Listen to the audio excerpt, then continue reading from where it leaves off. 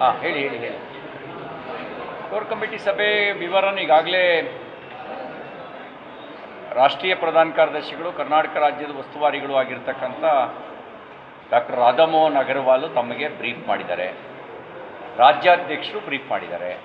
ಅವರೇನು ಬ್ರೀಫ್ ಮಾಡಿದ್ದಾರೆ ಅದಕ್ಕಿಂತ ಹೆಚ್ಚಿನ ವಿಷಯಗಳು ಯಾವುದೂ ಇಲ್ಲ. ಈಗಾಗಲೇ ಅವ್ರು ಬ್ರೀಫ್ ಮಾಡೋದ್ರಿಂದ ಮತ್ತೆ ಅದನ್ನೇ ಪುನರಾವರ್ತನೆ ಮಾಡಬೇಕಾದ ಅವಶ್ಯಕತೆ ಇಲ್ಲ ಅಂತ ನಾನು ಭಾವಿಸ್ತೇನೆ.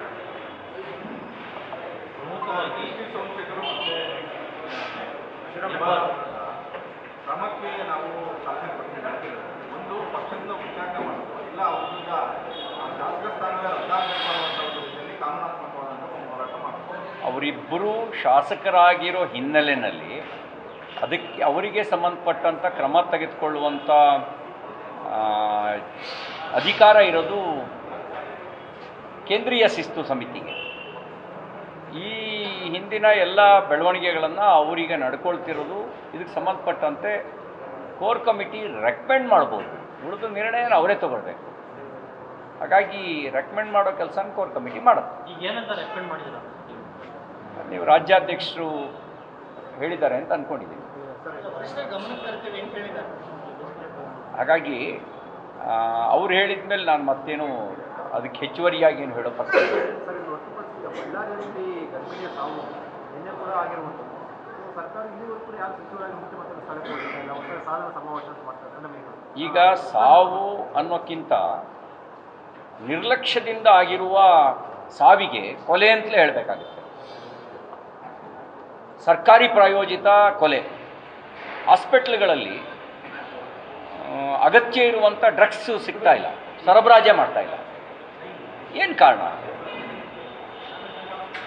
ಆಮೇಲೆ ಸರಣಿ ಗರ್ಭಿಣಿ ಮತ್ತು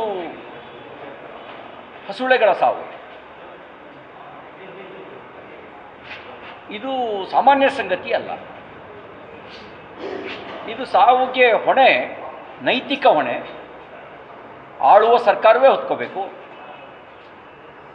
ನೈತಿಕ ಹೊಣೆಯನ್ನು ಇಲಾಖೆ ಸಚಿವರೇ ಹೊರಬೇಕು. ನೈತಿಕ ಹೊಣೆ ಅವ್ರ ಮೇಲೆ ಇದೆ. ಇದು ಸರ್ಕಾರಿ ಪ್ರಾಯೋಜಿತ ಕೊಲೆ. ಇದು ಬ್ಲಾಕ್ ಲಿಸ್ಟಲ್ಲಿ ಸೇರಿಸಿದ ಕಂಪನಿ ಅವರು ಮತ್ತೆ ಇಲ್ಲಿ ಸರಬರಾಜು ಮಾಡ್ತಾರೆ ಅಂದರೆ ಏನು? ಇದ್ರ ಹಿನ್ನೆಲೆ ಏನು? 113 ಡ್ರಗ್ ಇನ್ಸ್ಪೆಕ್ಟ್ರಲ್ಲಿ ಈಗ ಕರ್ತವ್ಯದಲ್ಲಿರೋದು ಕೇವಲ 11 ಜನ ಮಾತ್ರ, 102 ಜನ ಇಲ್ಲ.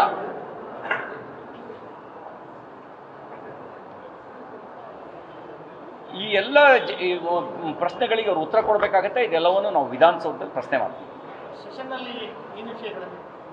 ಸೆಷನ್ನಲ್ಲಿ ಭರಪೂರ ವಿಷಯಗಳಿದ್ದಾವೆ.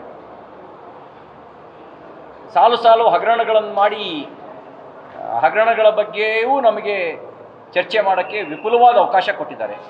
ಮೂಡ ಆಯಿತು, ವಾಲ್ಮೀಕಿ ಆಯಿತು, ಅಬ್ಕಾರಿ ಹಗರಣ ಆಯಿತು, ಈಗ ಈ ಬಾಣಂತಿಯರ ಸಾವಿಗೆ ಸಂಬಂಧಪಟ್ಟಂತೆ ಇರ್ಬೋದು, BPL ಕಾರ್ಡ್ ರದ್ದತಿಗೆ ಸಂಬಂಧಪಟ್ಟಂತೆ ಇರ್ಬೋದು, ವಿಶೇಷ ಟ್ಯಾಕ್ಸ್ಗಳು.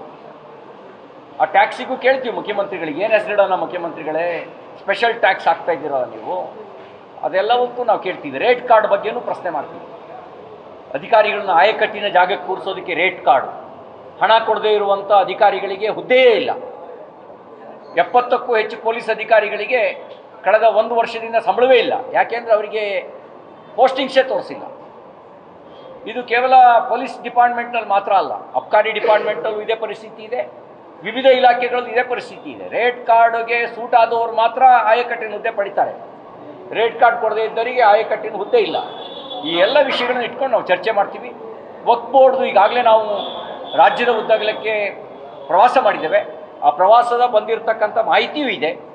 ಯಾವ್ಯಾವುದನ್ನು ಯಾವ್ಯಾವ ಕಾಲದಲ್ಲಿ ಗೆಜೆಟ್ ನೋಟಿಫಿಕೇಷನ್ ಮಾಡಿದ್ದಾರೆ, ಯಾವ್ಯಾವಾಗ RTCಯಲ್ಲಿ ತಂದಿದ್ದಾರೆ, ಯಾವ್ಯಾವಾಗ ಅನಧಿಕೃತವಾಗಿ ಬೇಲಿ ಹಾಕಿದ್ದಾರೆ, ಅದನ್ನು ಅಧಿಕೃತವಾಗಿ ಅಕ್ರಮ ಸಕ್ರಮ ಮಾಡ್ಕೊಳ್ಳೋ ಕೆಲಸ ಮಾಡಿದ್ದಾರೆ. ಈ ಎಲ್ಲ ವಿವರಗಳನ್ನು ನಾವು ವಿಧಾನಸಭೆ ಅಧಿವೇಶನದಲ್ಲಿ ಚರ್ಚೆ ಮಾಡ್ತೀವಿ.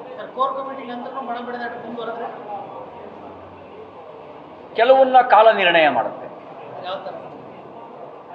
ಅದನ್ನು ಇವತ್ತು ಎಕ್ಸ್ಪ್ಲೈನ್ ಮಾಡಲ್ಲ, ಕೆಲವನ್ನ ಸಮಯ ನಿರ್ಣಯ ಮಾಡುತ್ತೆ, ಕೆಲವನ್ನ ಕಾಲದಲ್ಲೇ ಗೊತ್ತಾಗುತ್ತೆ.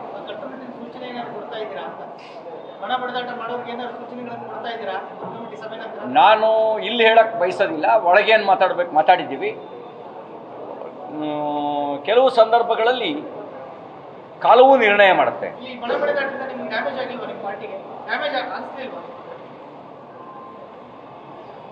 ಚರ್ಚೆ ಮಾಡಕ್ಕೆ ಬಯಸಲ್ಲ. ಧನ್ಯವಾದ. ನ್ಯೂಸ್ ಫಸ್ಟ್ ನಿರ್ಭೀತಿಯಿಂದ ನಿಮ್ಮ ಪರವಾಗಿ.